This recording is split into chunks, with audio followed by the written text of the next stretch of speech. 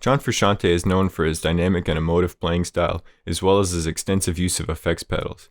In this series, we'll take a closer look at the gear used throughout his career in the Red Hot Chili Peppers and discuss how to get closer to his guitar sound.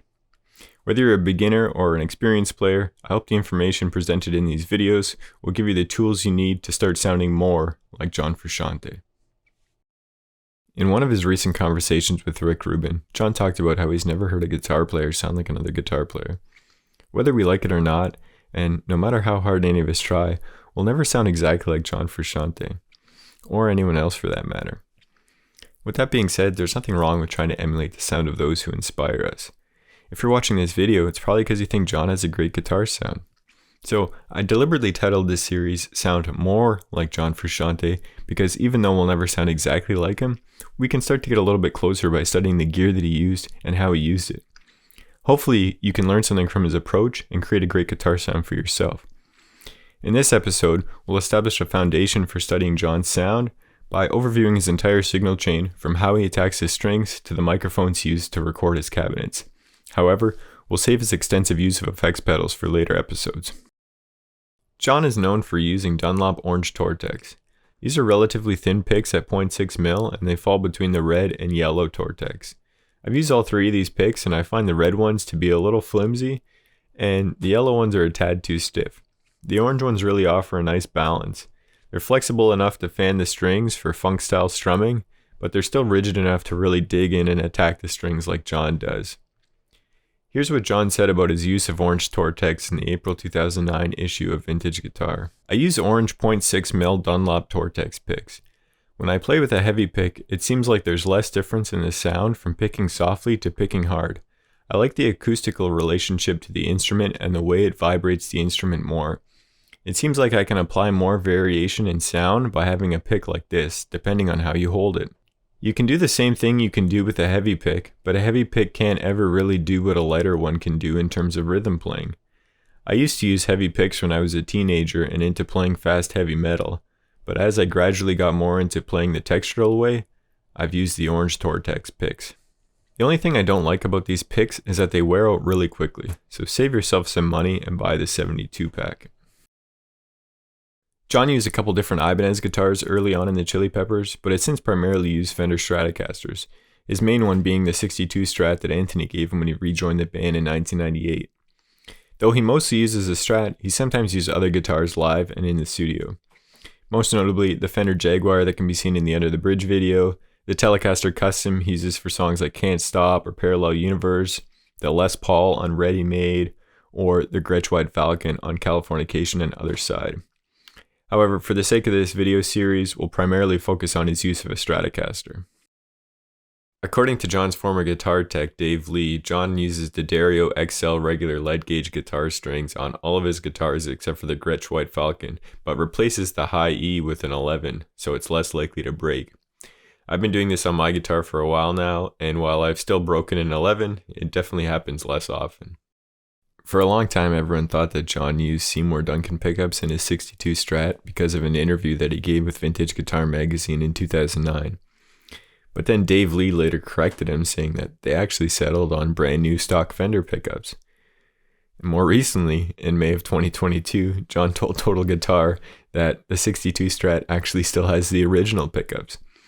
So it's hard to say with any certainty what pickups he's actually been using over the years. They could have changed several times, but it seems pretty likely that he could have just been using stock pickups close to the factory settings. So as long as you've got a Strat with single coils, you're probably good. John is best known for using a Marshall Silver Jubilee and a 200 watt Marshall Major in stereo, with his signal being split by his Boss chorus pedal.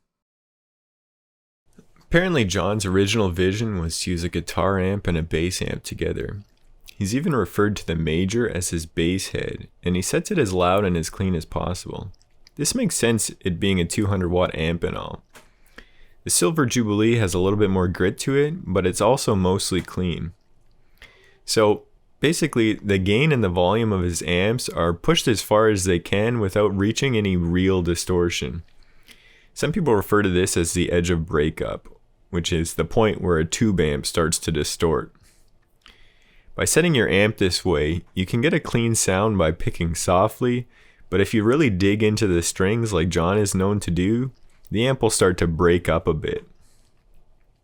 So all of John's distortion really comes from his attack on the strings and the pedals that he uses. Now, there are a lot of reasons why most of us cannot and will not ever be able to play a Silver Jubilee combined with a Marshall Major, but there's still something that we can learn from his approach. Experiment with the amp that you do have and try and find that point where it reacts the most to your playing dynamics. Not too clean, but not too distorted either. And if you want to take this a step further and use 2 amps like John does, try using one that has a lot of headroom, set it as loud and as clean as possible, and another amp that's also mostly clean, but a little bit closer to that edge of breakup. The Marshall Major has 2 separate channels with 2 separate volume controls, and the inputs of these channels on John's amp were connected by a method that's commonly referred to as jumping the 2 channels. This allows his signal to pass through both of them. According to Dave Lee, this was done so that one knob could be used as a gain control and the other knob could be used as a master volume. These pictures show the settings on John's Major during the Stadium Arcadium era and on the Unlimited Love tour. Though they're not exactly the same, and a single picture from the stage doesn't necessarily represent how he was using them anyways, we do see some similarities. Bass maxed, treble rolled back, moderate mids, and presence. For the Silver Jubilee, John uses the clean channel, and it looks like his settings are pretty similar to the 200 watt Marshall Major, though the presence and the treble are a little bit lower on this one. For both of John's amps, he uses full Marshall stacks, 1960 A and B cabs with the stock Celestion speakers. In the November 2006 issue of Guitar Player magazine, John talked about the recording of Stadium Arcadium. He said that he used SM57s positioned on axis a couple inches from the cones to record his cabinets. In this photo from Dave Ratt, a live sound engineer for the Chili Peppers, you can see that the B cabs are mic'd up with SM57s. Sometimes an additional microphone was used, but he definitely gets a lot of mileage out of just a 57. In addition to splitting his signal to his 2 amps, the preamp section of the CE1 is an integral component of John's amp sound. That pedal has always been on his board, and that level knob is always coloring his tone, even when the chorus effect is bypassed. Dave Lee went as far as to say that this is the most important key in order to achieve John's tone. In the next video, I'll demonstrate exactly what the CE1 does to John's tone, and I'll show you how I've attempted to recreate his sound using models of the amps, cabs, and microphones in my Axe FX 2. Thanks for watching.